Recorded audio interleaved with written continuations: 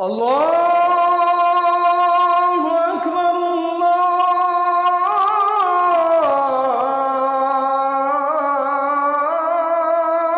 আকবার। আসলে হায়াত এবং মৌত এটা আল্লাহর হাতে, কিন্তু তারপরেও অব্যবস্থাপনায় যেন কারো মৃত্যু না হয় এ বিষয়ে সতর্ক থাকা, সতর্ক হওয়া এটা প্রত্যেকের দায়িত্ব।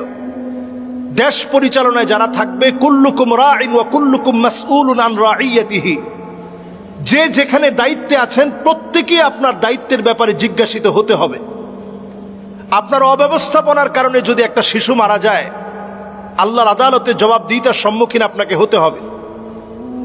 আপনার অব্যবস্থাপনার কারণে যদি কোনো মায়ের গর্ভেই যদি সন্তানটা মারা যায়, আপনাকে জবাবদিহিতার সম্মুখীন হতে হবে। আমরা আসলে বাংলাদেশে এই জাতীয় কর্মকাণ্ড প্রায় সময় দেখি। যেখানে সিজার লাগে না ওইখানে সিজার লাগানো হয়, যেখানে অপারেশন লাগবে না সেখানে অপারেশন করানো হয়, যেখানে টেস্টগুলো লাগবে না শুধুমাত্র ডাক্তারের লাভের জন্য তিনি টেস্টগুলো লিখে দেন। তিনি ফ্যাসিলিটি হিসেবে বিদেশ ট্যুর পান, হয়তো একটা এসি বাসায় লাগলে এসিটা পাঠিয়ে দেওয়া হয় ঔষধ কোম্পানি থেকে, অনেক সময় ফ্রিজটা পাঠিয়ে দেওয়া হয়, অনেক সময় গাড়িটা দিয়ে দেওয়া হয়, অনেক সময় ছোট ছোট হাদিয়া দেওয়া হয়। কোনো এই জাতীয় হাদিয়ার কারণে যদি আপনি একটা যে ঔষধটা গুণগত মান নাই এমন কোন ঔষধ যদি আপনি চালিয়ে দেন, আপনি নিতান্ত একটা হারাম কাজ করলেন। এই উপার্জন আপনার জন্য আপনি হারাম বানিয়ে ফেললেন। যেখানে একজন ডাক্তার আল্লাহর কাছে এত প্রিয় হবে, ইন্না মিন আবাররিল বির আইয়ুদখিলা সুরুর ফি কলবি আহাদিকুম, একজন ডাক্তার সুন্দর একটা কথা বলে মানুষের মুখে হাসি ফুটাবে। আপনার কাছে কেউ রোগী দেখাতে আসছে, আপনি বলবেন আল্লাহ তাআলা সুস্থ করে দিবেন।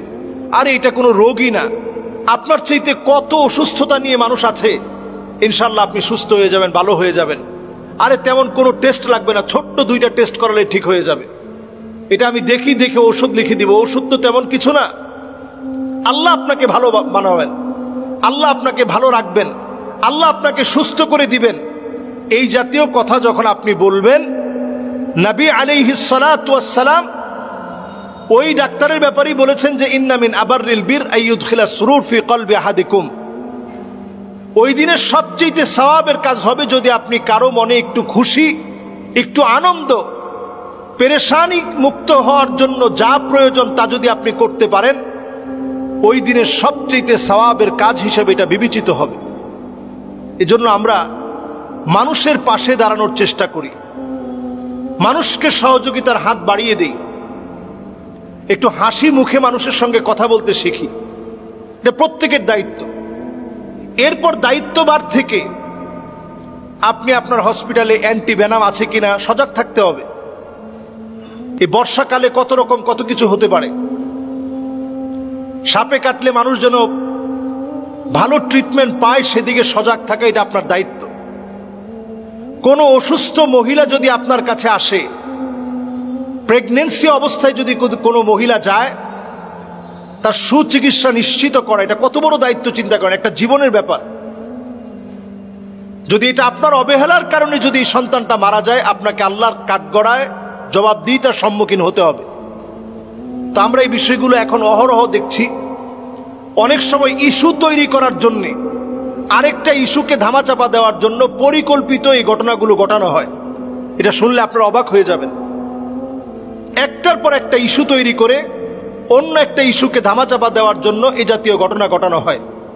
এজন্য সূক্ষ্ম তদন্তের মধ্য দিয়ে এই বিষয়গুলো যাচ করা দরকার, এবং যারা এর সাথে জড়িত ব্যক্তিবর্গ আছে তাদেরকে আইনানুগ ব্যবস্থায় নিয়ে আসা দরকার। এবং আল্লাহর কাছে আমরা দোয়া করি, আল্লাহ যেন ডাক্তারদেরকেও সুবুদ্ধি দান করে। ডাক্তারদেরকে আল্লাহ অনেক পয়সা দিয়েছেন, কিন্তু আপনি হালালভাবে মানুষকে না ঠকিয়ে মানবতার ফেরিওয়ালা হিসেবে মানবতার কল্যাণে কাজ করেন। বাংলাদেশে বহু ডাক্তার অনেক মানুষের হৃদয়ে আছে। এই অল্প সময় আপনি একটু তাকিয়ে দেখেন, যারা মানুষের জন্য কাজ করে, মানুষ তাদেরকে হৃদয়ে লালন করে। আল্লাহ আমাদেরকে প্রত্যেককে আল্লাহর জন্য হয়ে জনগণের জন্য কাজ করার তৌফিক দান করুক। আসসালামু আলাইকুম ওয়া রাহমাতুল্লাহি ওয়া বারাকাতুহু।